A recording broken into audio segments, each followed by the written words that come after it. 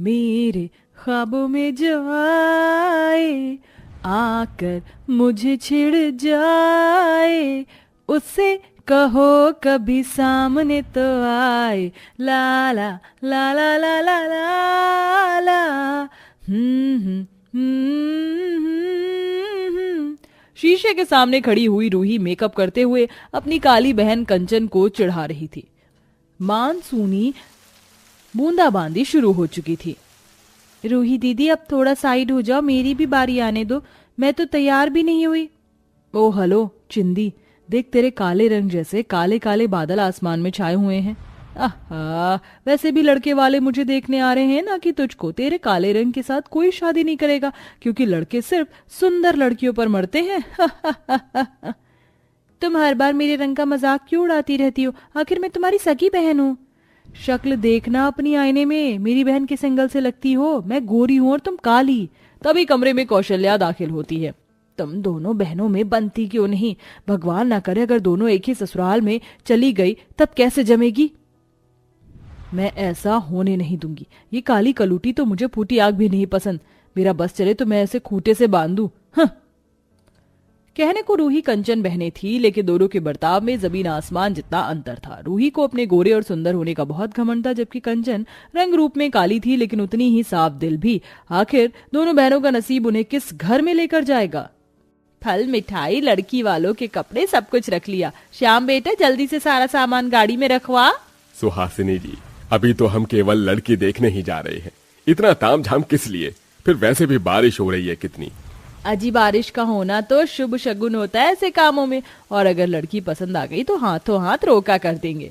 कुछ देर में सुहासिनी देवी बारिश में ही अपने दोनों बेटों और पति के साथ रूही को देखने आती हैं, जहां वो उसके गोरे रंग रूप सुंदरता की कायल हो जाती हैं। बेटी तो आपकी खरा सोना है, जितनी सुंदर उतने तीखे नैन नक्श है इसके।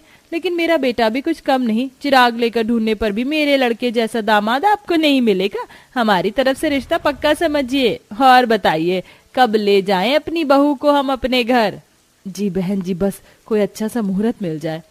पंडित जी, देख कर बताइए शादी का शुभ मुहूर्त कब का है? इस महीने में तो मुहूर्त की कमी नहीं है, लगन ही लगन है यजमान। सावन के महीने में शादी करना सबसे शुभ होगा। कहते हैं कि जिस दूल्हा दुल्हन पर बारिश पड़ती है, साक्षात भगवान का आशीर्वाद उस नए जोड़े को मिलता है और प्यार बना रहता है। तो फिर तय हुआ, सावन के महीने में हम बहू को विदा करके ले जाएंगे। तभी सुशील संस्कारी होने की नौटंकी करते हुए रूही सुहासिनी के पैर छूती है। जी नमस्ते सासू माँ। सदा खुश रहो। जितनी ही गोरी सुंदर हो उतनी ही गुणवान और संस्कारी भी हो। तभी कंचन भी आशीर्वाद देने जैसे आगे आती है तो सुहासिनी कतराते हुए बोलती है, नहीं नहीं रहने दो, दूर से ही खुश रहो। भीगी आंखों को चुराते हुए कंचन सबके बीच में से चली जाती है। तभी छोटा बेटा श्याम कहता है, माँ मैं अभी आया, बस हाथ धोकर। बेटा आगे से दाहिने मुड़ जाना, वहीं बाथरूम है। श्याम कंचन को ढूंढते हुए आता है, जहां वो कृष्ण जी की मूर्ति के लिए भजन गाकर रो रही थी। यशोमती मैया से बोले नंद लाला, राधा क्यों गोरी मैं क्यों काला, राधा क्यों गोरी मैं क्यों काला। कितना मीठा गाती हैं आप।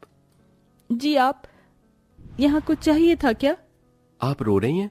लोगों ने सिर्फ आपकी सूरत देखी है, मगर भगवान ने आपको कितनी सुरीली आवाज दी है। पता है कंचन जी, हर इंसान में एक कमी है और एक खूबी भी, और आप बेहद खूबसूरत हैं।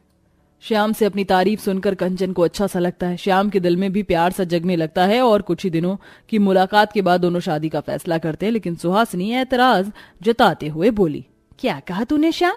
तो उस काली लड़की से शादी करना चाहता है? ना तो शक्ल है ना सूरत, ऐसी काली बहू लाकर अपनी माँ की नाक कटवाएगा? लेकिन माँ कंचन बहुत अच्छी है, मान जाइए ना। देख श्याम, अगर तूने उस लड़की का हाथ थामा तो अपनी माँ का मरा मुंह देखेगा। सुहासिनी अपनी जिद के आगे बेटे की एक नहीं चलने देती, जिसके बाद दोनों कोर्ट में जाकर शादी कर लेते हैं और इधर बड़े धूमधाम से वह गोरी बहू को घर ले आती है, जहां गृह प्रवेश की बहुत ही अच्छे तरीके से तैयारी की होती है। चारू, ओ चारू, जल्दी से चावल के कलश और आरती की थाली लिया।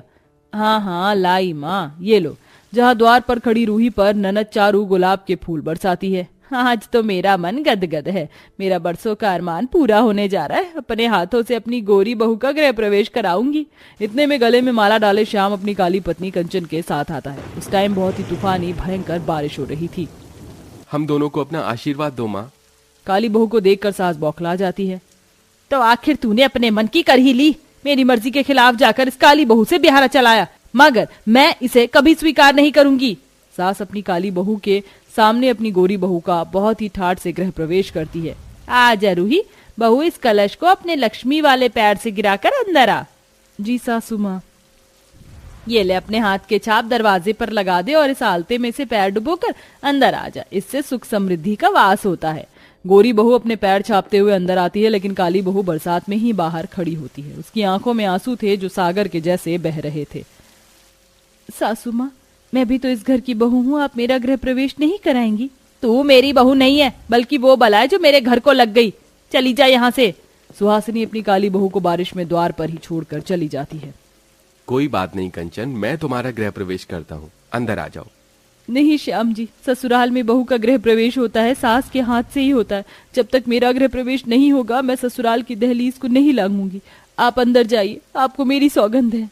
मैंने तुम्हारे साथ 7 फेरे 7 वचन लेकर तुम्हारा साथ निभाने की कसम खाई है, और तुम चाहती हो कि मैं दरवाजे पर तुम्हें छोड़कर चला जाऊं? हाँ, आप जाइए श्याम जी। कंचन सारी रात बरसात में भीगती रह जाती है, जबकि गोरी बहू ऐश मारकर मखमल के बिस्तर में सोती है। सुबह होने पर सुहासिनी बाहर आती है, जहाँ कंचन को बरसात में थर थर कांपते देखकर वो कहती है, तू रात भर यही थी? मुझे तो लगा था कि अंदर आ गई होगी। तुझको क्या लगता है कि मैं तेरे स्वांग रचने से आ जाऊंगी? भाग्यवान, अब जो हुआ सो हो गया। देखो आस पड़ोस वाले देख रहे हैं, जैसे भी है वो भी इस घर की बहू है, गृह प्रवेश करा दो। सुहासिनी मुंह बनाकर कंचन का गृह प्रवेश करती है। तुझे इस घर में जगह तो मिल गई, लेकिन मेरा दिल कभी नहीं पिघलेगा। मुझे बस एक मौका दे दीजिए माँ जी, बस एक। कंचन बहू होने का कर्तव्य दिल से निभाती है। वो सबकी खुशी का ख्याल रखती है। खाना बनाती तो वहीं रूही एक तिनका भी टस से मस नहीं करती थी, बल्कि खर्चा करती। मम्मी जी, मुझे 1 लाख रुपए चाहिए। 1 लाख रुपए का क्या करेगी बहू? ओफो मम्मी जी, मुझे रेनकोट लाना और थोड़े कपड़े भी इसलिए। ठीक है, ये ले। रूही शॉपिंग करने निकल जाती है और सारे पैसे उड़ा देती है। धीरे धीरे उसकी आदत बिगड़ती ही जाती है। वह खूब खर्चे करती। वह रोज बारिश में बाहर का खाना ऑर्डर करके खाती रहती। अरे वाह, आ गया मेरा मैकडॉनल्ड्स का तंदूरी चिकन। कितने टाइम से नहीं खाया, आज खाऊंगी। So yummy. हाय राम जी, आज तो मेरे कमर में और घुटने में बड़ा जोर का दर्द हो रहा है। लगता है शाम की दिया बत्ती जला नहीं पाऊंगी। रूही बहू को बोल देती हूँ। जैसे ही सुहासिनी अपनी बहू के कमरे में आती है तो उसे चिकन खाते हुए पकड़ लेती है और गुस्सा करती है। राम राम राम राम बहू, ये मैं क्या देख रही हूँ? तू ये मेरे घर में मांस मच्छी खा रही है। मुझको ये सब बिल्कुल पसंद नहीं। लेकिन मुझे तो पसंद है। मैं आपकी मर्जी से थोड़ी ना चलूंगी। मुझे जो पसंद है वही खाऊंगी। क्या कहा तूने? मैं तेरी सास हूँ, तू मेरी नहीं।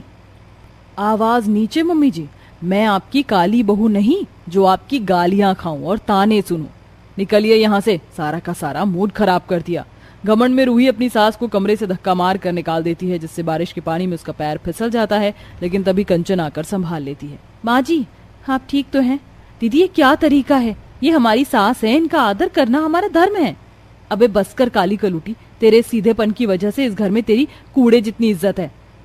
बस रूही बहू, बहुत बोल लिया तूने। मेरी गलती है जो मैंने तुझे इतनी छूट दी। हीरे को पत्थर और पत्थर को हीरा समझा, लेकिन आज मुझे मेरी गलती का एहसास हो गया कि अच्छा किया श्याम ने कंचन को चुनकर। बहू, मुझे माफ कर दे, तू मेरे घर की लक्ष्मी है। सुहासिनी अपनी गलती को मानकर आखिरकार कंचन को अपनी बहू के रूप में स्वीकार कर लेती है और वहीं अपने घमंड के चक्कर में रूही अपना मान सम्मान खो देती है।